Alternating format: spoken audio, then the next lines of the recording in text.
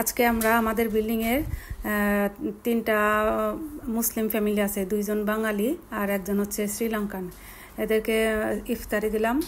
আলহামদুলিল্লাহ, আল্লাহ দেওয়ার তৌফিক দান করছে। ওনারাও দিছে, ওনারাও আমাদেরকে অনেক আগেই দিয়ে ফেলছে। তো এর জন্যে সব কিছু রেডি করে নিছি। এটা হচ্ছে আঙুরের জেলি, এর মধ্যে একটু চিনি দিয়ে দিছি, আগার পাউডার দিয়ে দিছি, দিয়ে এরপরে এই যে দেখুন, এরপরে একটা পাত্রের ভিতরে, একটা প্লেটের ভিতরে নামাই নিছি। আর এদিকে আমি সাবুদানা বয়েল করে নিছি, এর ভিতরে ঘন দুধ দিয়ে দিছি। এটা দিয়ে আসলে একটা ডেজার্ট তৈরি করব। তো ভালো করে জাল করে নিছি, ঘন করে নিছি। আর এদিকে আমি যে পেঁয়াজও বানাইতেছি, এটা আমাদের দেশের এরকম করে পেঁয়াজও বানায়, আমি সেই স্টাইলই ফলো করছি।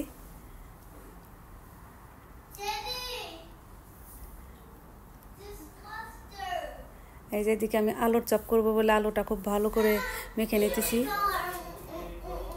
আলুর চপের জন্য আমি একটা ডিম ভালো করে ফেটাই নিছি, এর মধ্যে অল্প একটু লবণ দিয়ে দিছি। আর আলুর চপের মধ্যে আমি একটু চিজ দিয়ে দেবো বাড়তি টেস্টের জন্য।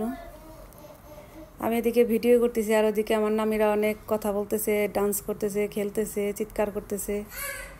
এরপর আমি আলুর চপগুলা ডিমের মধ্যে চুবায় ব্রেড ক্রামের মধ্যে দিয়ে তেলের মধ্যে দিয়ে দেবো। তেল আমি একটু অল্প পরিমাণে নিছি, কারণ চপও অল্পই ছিল।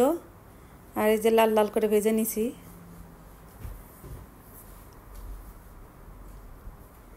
আর একটা শীটের মধ্যে এগুলো আমি কিনে নিয়ে আসছিলাম, এই শীটগুলো কিনে নিয়ে আসছি। কিছু নারকেলের পুর দিয়ে রোল তৈরি করলাম। এটা খেতে খুবই মজা লাগে, আপনারা বাসায় ট্রাই করে দেখতে পারেন।